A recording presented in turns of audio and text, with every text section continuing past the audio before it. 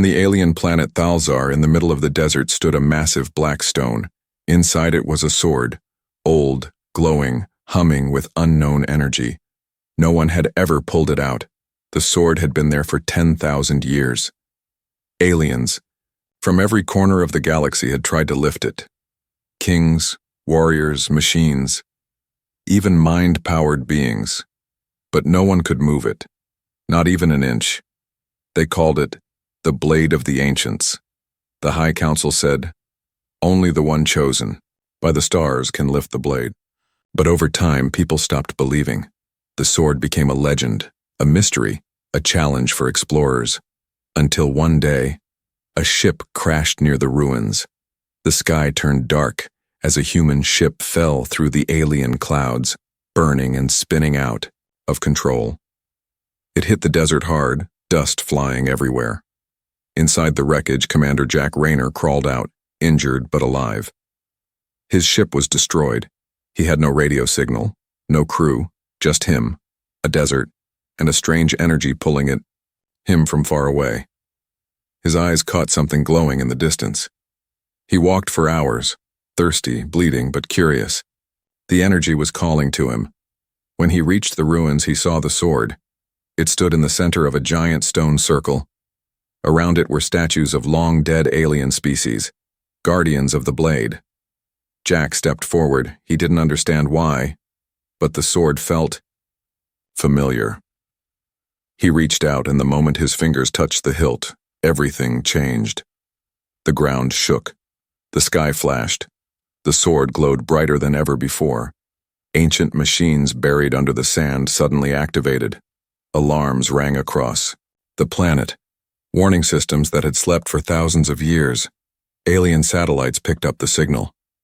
A human had touched the blade, and it responded. Back in the cities of Thalzar, panic began. "He's waking the weapon.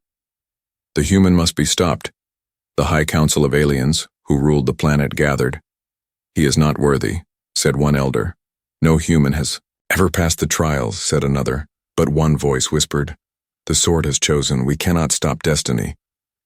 At the ruins, Jack still held the sword. His hand trembled, but the sword didn't reject him. He pulled. Nothing. He tried again. Still nothing.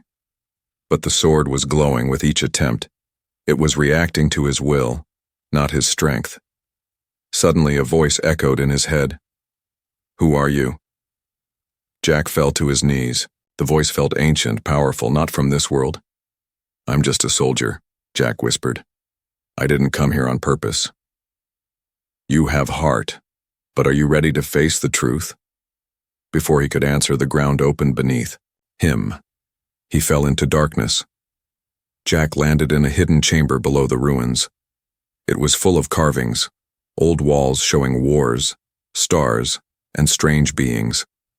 In the middle of the chamber, one carving stood out. A tall warrior holding the same sword but with a human face. Jack's heart stopped. How is that possible? Suddenly, he wasn't alone. An alien stood behind him. Thin, tall, with glowing blue skin and wise eyes. "I am Creel," the alien said. "Historian of the ancients, you should not be here." Jack stood slowly. "I didn't come here by choice." Creel looked at him carefully. "The sword called you." Jack nodded. "Yes, but I don't know why." Creel smiled slightly. "Maybe you are the one it has waited for." Far above them, warships were already launching into the sky. The galaxy had heard. A human had touched the sword, and nothing would ever be the same again. The moment Jack fell into the hidden chamber, the world above forgot him. But below the surface of Thalzar, something ancient had awakened. The air was thick and warm like the breath of something alive. Stone walls pulsed with a dim orange light. Strange symbols moved slowly across them, as if watching him. Jack stood up slowly, brushing dust off his uniform. He wasn't alone anymore. The alien historian Creel stepped forward from the shadows. "You fell because the sword allowed it," Creel said. "But you are not the first to come here." Jack looked around. "Others made it in?" Creel nodded. "Yes, but none made it out. Suddenly the chamber shook. A wall split open, revealing a glowing hallway. Creel's eyes narrowed. The trials have begun. What trials? Jack asked. Creel didn't answer, he just pointed. Trial 1. The door of fire. Jack stepped through the hallway. Flames rose from the floor. Real, alive flames. A voice echoed from everywhere and nowhere. Do not run. Do not fight. Only those who understand fear can pass. The fire moved toward Jack. Heat burned his skin. His legs screamed to run. But he remembered the words. He stood still. Sweat rolled down his face. His boots melted slightly. But he didn't move. Suddenly, the fire stopped. It vanished like it was never there. He passed. Trial 2. The mirror room. Next. Jack entered a room full of mirrors, but his reflection didn't copy him. It moved differently. Then it spoke. You are weak. You will fail. Turn back now. The Yao. Reflection became twisted, showing him covered in blood, screaming, holding the broken sword. Jack's heart pounded. He looked away, but more mirrors showed more lies. He closed his eyes. I know who I am. The mirrors cracked. The door opened. Another test passed. Meanwhile, above ground, alien warships closed in on the ruins. One of the commanders, General Krax of the Krovax Empire, gave the order, surround the site. If the human escapes with the sword, we burn this planet. The aliens feared the blade, because it didn't just represent power. It chose. And this time it chose a human. Trial 3. The Chamber of Choice. Jack entered a dark room with 2 paths. A screen blinked to life, showing a live video feed. On one screen, an alien child trapped in a cave, crying for help. On the other, a human soldier about to be killed by enemy fire. A robotic voice spoke. Only one can be saved. Choose. Jack froze. Both would die if he waited. His hand hovered over the controls. But then, he smashed the screen. I won't play this game. The room paused. Then unlocked. The voice returned, softer this time. Compassion over victory. You pass. Jack stumbled out of the room, tired and confused. Creel met him again. You've done what no alien has done in 10,000 years. Jack leaned against a wall. They weren't trials of strength, they were trials of the mind. Creel nodded. And the heart. That's why no one passed. Jack looked up at a glowing symbol above the final door. It was Earth's symbol, an old one, barely remembered. How did Earth's mark end up here? Creel lowered his voice. Because the sword didn't come from this world. It came from yours. Just then the temple shook again, this time not from the sword. Explosions above. Alien forces had arrived. It wasn't a door. It was a heartbeat. Slow, ancient, and coming from deep underground. Jack didn't know how he heard it. He didn't know why it was pulling him forward, but every step he took felt like it mattered. The final door in the trial chamber slid open, not with metal or sound, but like mist being cleared. He and Creel entered a long hall with floating stones, glowing lines, and no visible roof. Above them, the sky looked fake, like stars drawn by hand. It's not just a temple, Creel whispered. It's a ship.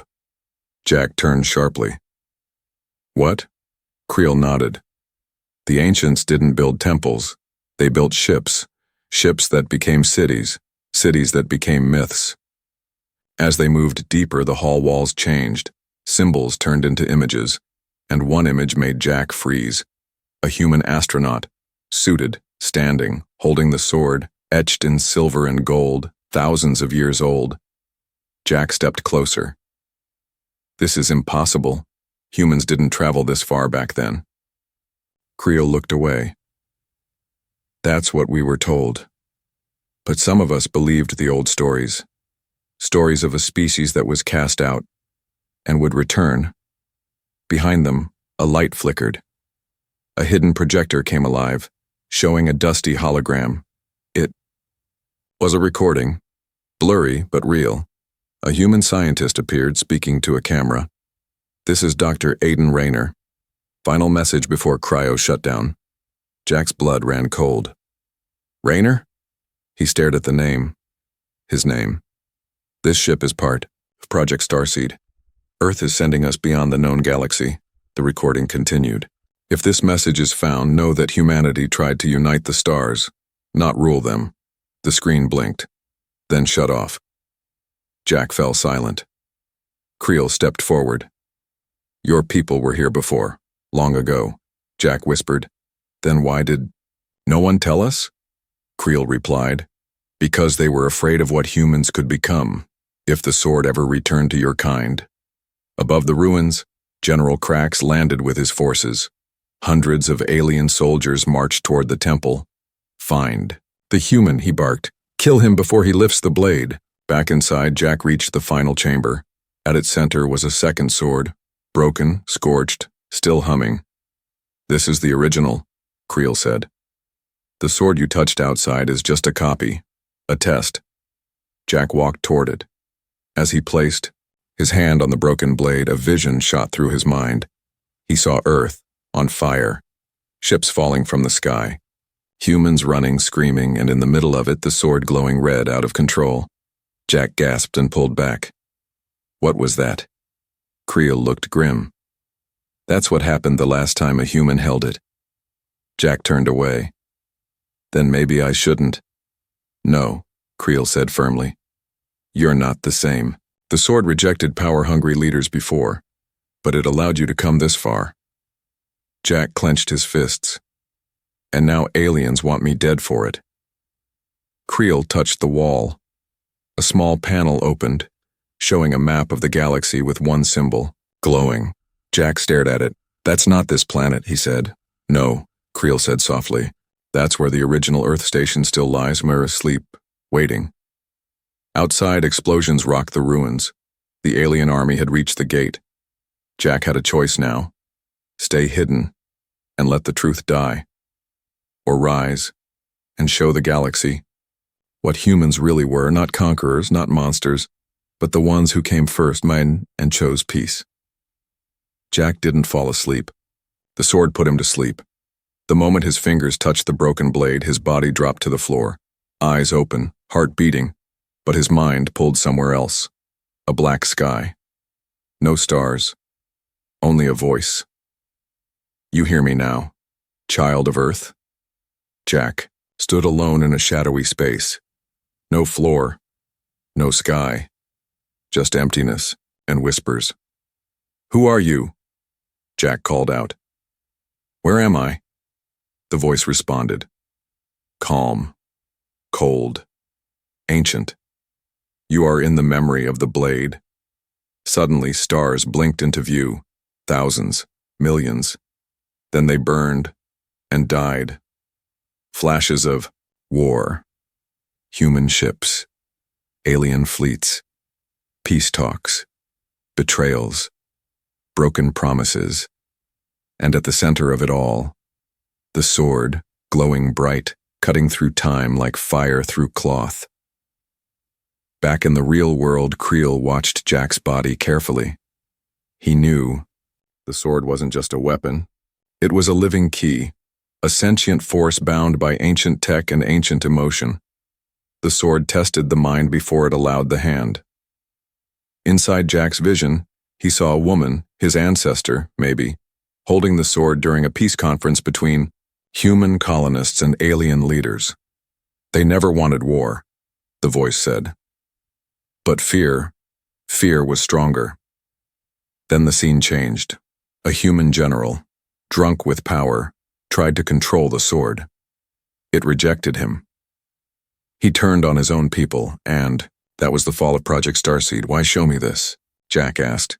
The voice grew softer now, sadder. Because you may be the last, and I cannot be lifted again, unless your heart is clean. Jack stepped forward. I don't want to rule anything, the sword answered. Good. Then you are closer than any who came before.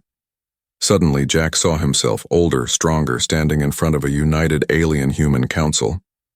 Sword in hand, is that my future? It is. If you choose it. Jack's eyes snapped open. He gasped, sitting up. Sweat poured down his face. Creel rushed to him. "What did you see?" Jack stared at the blade. "It showed me the end and the beginning." Creel's eyes narrowed. "Did it speak?" Jack nodded. "It remembers everything. And it's afraid." Outside, alien troops surrounded the ruins' entrance. Their leader, General Krax, shouted orders. "No one goes in. No one comes out. The sword dies with the human." Dozens of weapons powered up. Creel handed Jack a small orb. "Use this. It's an energy shield. It won't last long, but it may buy time." Jack took it, but didn't move yet. He looked at the blade one last time. It was still broken, but glowing brighter now. It wanted to be whole again, and it was waiting for his choice. Then a strange thing happened. The pieces of the sword, scattered across the room, began to levitate. They floated slowly toward him. Creel stepped back. "It's responding to your mind." Jack didn't speak. He just focused. Not on war. Not on power, but on balance. The sword clicked together in the air. One flash of light, and it was whole. The ground trembled. Every alien radar in orbit screamed. The blade has awakened. And for the first time in 10,000 years, a human mind held the full power of the sword. The sword didn't hum. It screamed. The moment it became whole again, a shockwave burst through the ruins. Stone cracked. Walls shook. Air turned electric. Every alien machine within miles shut down for 3 seconds, and in those 3 seconds, the galaxy changed. Above the ruins, General Krax cursed. "All units, move in. Now!" Hundreds of armored aliens charged the entrance. Heavy cannons, mechs, drone swarms. They came not to fight. They came to erase the human. Inside the temple, Jack stood calm, but not because he was ready, because the sword was in his hand and it was guiding him. His body glowed faintly with energy. "What now?" Jack asked. The sword didn't speak in words. It answered in instinct. Jack looked at Creel. "If I open the front gate, I won't survive." Creel nodded. "You may not, but if you don't, the sword falls into their hands." Jack took a breath. "Then I opened the door." The gate exploded outward. Jack stepped into sunlight, sword in hand. The alien army froze. Not because of the sword, but because they felt it. Something ancient. Something angry. Something human. General Krax shouted, "Fire!" 1,000 weapons locked on. Jack raised the blade, and everything went silent. Boom! A massive energy shield burst from the sword, swallowing the blasts. Missiles bent away. Bullets melted in the air. Jack stepped forward. 1, 2, 3 steps, like a soldier walking into hell. But the sword was alive in his hands. It absorbed heat, reflected power, and with one swing, Jack sent a shockwave through the army. Mechs toppled. Troops flew backward. Drones crashed like birds on fire. Creel ran behind him, planting signal beacons. "We need backup," he yelled. "Send to any species still loyal to peace." But Jack wasn't hearing him. He was listening to the rhythm of war. Alien forces regrouped. They brought in plasma tanks. Jack looked at the sword. He whispered, "One more time." He raised it to the sky. The clouds split. A beam of energy shot up, calling something above. In orbit, ancient satellites woke from hibernation, forgotten human tech. They saw Jack, and they remembered his bloodline. Suddenly, beams fired from orbit, targeting only the alien weapons. One by one, Krax's army was blinded. Back on the ground, General Krax screamed in rage. He activated his last weapon, a gravity pulse bomb. He threw it toward Jack. Creel shouted, "Jack, get back!" But Jack didn't move. He raised the sword. The bomb exploded, and then collapsed into a black hole. But the sword's power held firm. Jack fell to his knees, drained. Creel ran to him. "You can't fight forever." Jack laughed, weakly. Wasn't planning to. Then behind them, a massive portal began to form. The sword's energy opened it. An ancient gate connected to a station lost in deep space. Creel stared in shock. That's the first outpost, Earth's old base, Jack stood. We're going there, the truth is on the other side. The few aliens still standing didn't follow. They dropped their weapons. They bowed. Not in fear, in respect, because they had seen what the sword could do in human hands. Not destroy, but defend. And far in the shadows, a new enemy watched. One who wasn't afraid of the sword. One who helped build it. The portal didn't just open. It remembered. As Jack stepped through, the air turned cold.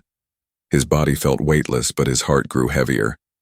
On the other side was darkness, quiet, still, and endless, but not empty. He landed inside a massive space station, floating in the middle of dead stars. No lights, no sound. Just dust and forgotten history.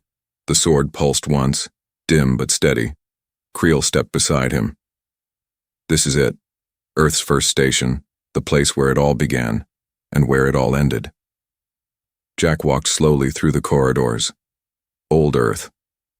Banners still hung. Faded, torn. Signs in English. Project Starseed. One galaxy. One piece. Then, they found the control room. The sword buzzed stronger as Jack approached the main console. He placed the blade down. It melted into the console, becoming energy data key. Suddenly, the whole station lit up, screens activated. Files unlocked and one recording began to play.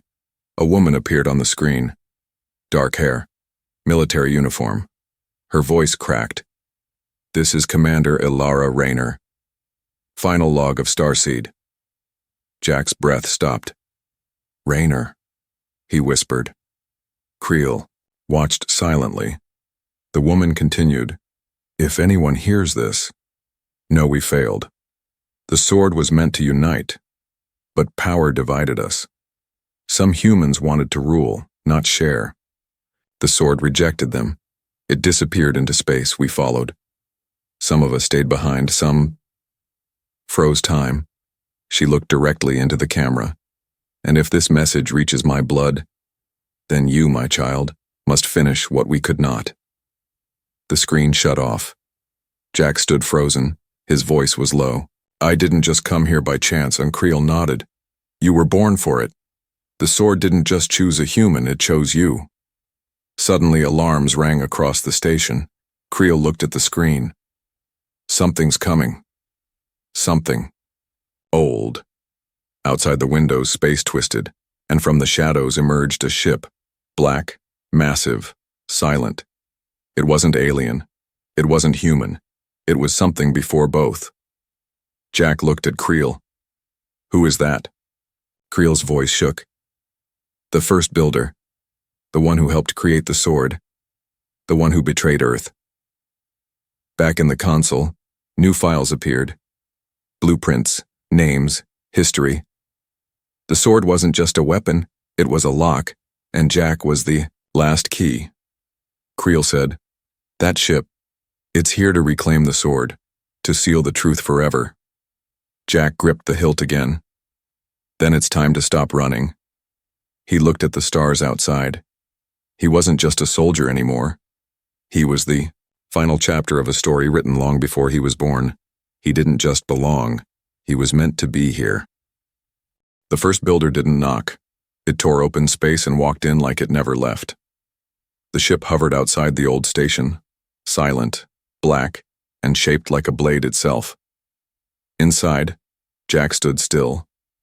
The sword in his hand began to vibrate. Creel stepped back. This is it. The one who betrayed both humans and aliens. Jack narrowed his eyes. Then let's finish it. Suddenly the ship spoke, not in words, but in thoughts. A voice echoed inside Jack's mind, cold and sharp.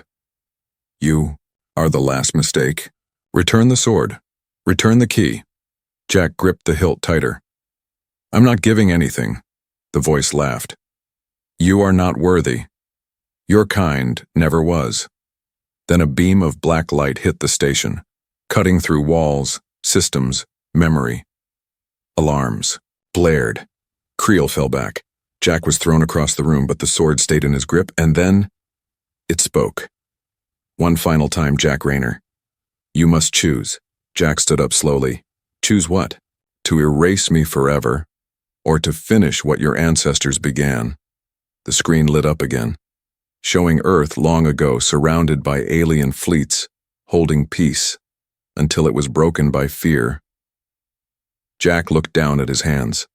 The sword was not glowing with power. It was glowing with hope. Creel yelled, "They're charging for one last strike." Jack stepped toward the control panel. The sword flew from his hand, merged with the station. A circle of light surrounded him. One last voice, his ancestors, spoke from the system. To end this war, a mind must open, and a heart must lead. Outside, the first builder's ship launched its final attack. A beam of pure destruction tore through space. Jack whispered, "Not today." He raised his hand. The station lit up like a sun, and the swords. Energy turned into something new, not a weapon, a signal. It spread across the galaxy. Aliens who hated humans felt their fear disappear. Machines paused mid-strike. Empires halted missiles in space. The sword didn't kill the builder's ship. It opened its memory. For the first time in thousands of years, the builder remembered why it created the sword. To bring species together, not control them. And it stopped. The black ship turned away, faded into the stars. Inside the station, the sword dropped, now quiet. Creel walked forward. "It's done?" Jack nodded. "Not done, but started." He looked out the window at the stars beyond. For the first time, "We're not enemies." Creel smiled. "You are not just a warrior, Jack. You are the one who belonged." Across the galaxy, messages played. The sword has chosen. The war is over. The future begins now, with humanity at its heart. On Thalzar, the ruins became sacred. The stone where no alien could lift the sword now stood empty, because the one who could already had. And in the stories told years later, they did not call him a soldier. They called him the human who changed everything.